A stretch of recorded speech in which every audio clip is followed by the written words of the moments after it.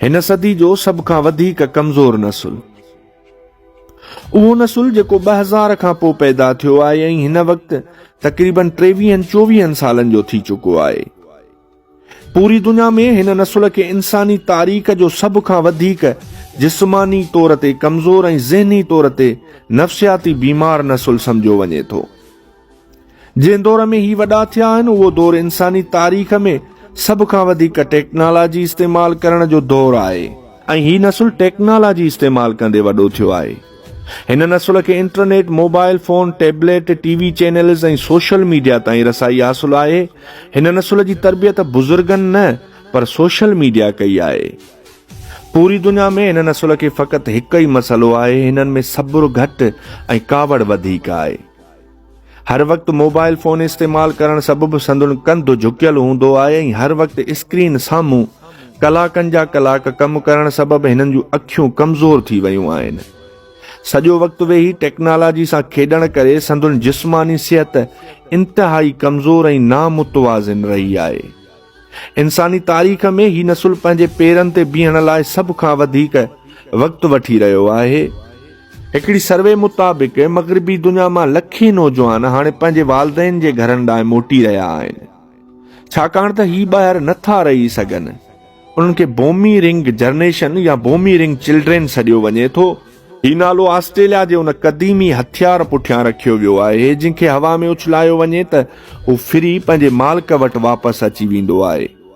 पाकिस्तान में तव्हां खे टिकटॉक नसुल चई सघो था ऐं कंहिं बि पाकिस्तानी खे उहो ॿुधाइण जी ज़रूरत न आहे त हिन नसुल जो कहिड़ो हाल आहे। छा उन्हनि वटि इख़्लाक़ आहे? छा उन्हनि वटि तइलीम आहे? छा उन्हनि वटि को इख़्लाक़ी अदब आहे? छा संदुनि का ॿोली आहे? छा उन्हनि जी का तरबियत आहे? ऐं छा ऊंदाही उन्हनि जो मुस्तक़बिल न आहे? थोरो सोचो, उहो नसुल हिन मुल्क जी तक़रीबन 40 खां 50% आबादी आहे, यानी 10 खां 12 करोड़। थोरो सोचो, जेकॾहिं पाकिस्तान खे गज़ा, इराक, शाम, लिबिया या यमन जहिड़ी आज़माइशुनि खे मुंहुं ॾियणो पियो त हिन नसुल जो कहिड़ो हाल थींदो। ही काठियुनि सां बाहि नथा ॿारे सघनि, हिननि खे नक्शो ॾिसी ओलह ऐं ओभर जी बि ख़बर नथी पवे। हथियार जो इस्तेमाल करण ऐं पंहिंजो बचाव करण खे त छॾियो, ही नसुल अधु कलाक उस में बि बीहण जहिड़ो न आहे, न ई 5 किलोमीटर पैदल हली था सघनि। ही नसुल न जिस्मानी शक्तियूं थो बर्दाश्त करे सघे न ई नफ़्सियाती शक्तियूं।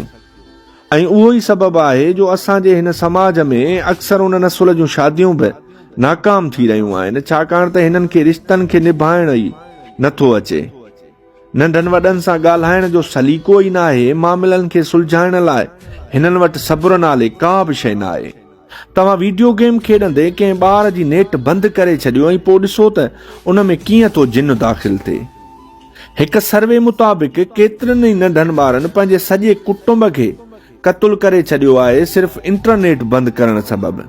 अव्हां खे हिकु कमाल जी ॻाल्हि ॿुधायां त गज़ा में जेके मुजाहिद हिन वक़्तु विच ओभर में ऐं सॼी दुनिया जे वॾनि ताक़तुनि खे कुचले रहिया आहिनि, उन्हनि जो तालुक़ बि हिन ई जनरेशन सां आहे।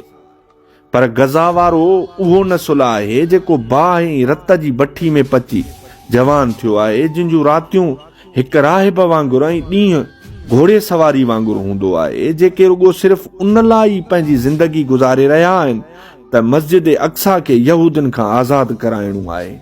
भला पाकिस्तान जी जनरेशन मां केतिरनि जी ख़्वाहिश आहे त ही वॾा थी मस्जिद अक्सा खे आज़ादु कराइनि या गज़वाए हिंद जी जंग में हिसो वठनि।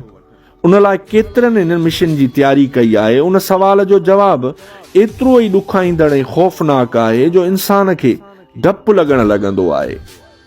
सोचण जी उहा ॻाल्हि आहे त जेको नसुल पंहिंजे कंहिं कम जो न आहे, न ई पाकिस्तान जे कंहिं कम जो आहे, न ई उम्मत पैगंबर जे कंहिं कम जो आहे, त पोइ अलाह ताला हिन नसुल खे छो रखंदो?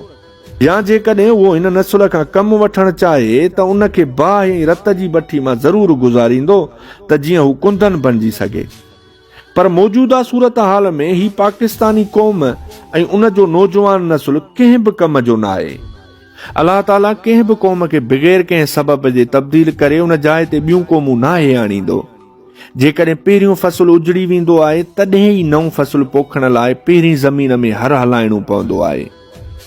क़ौमुनि जे उरूज ऐं ज़वाल ऐं तहज़ीब सां बि ईअं ई थींदो आहे।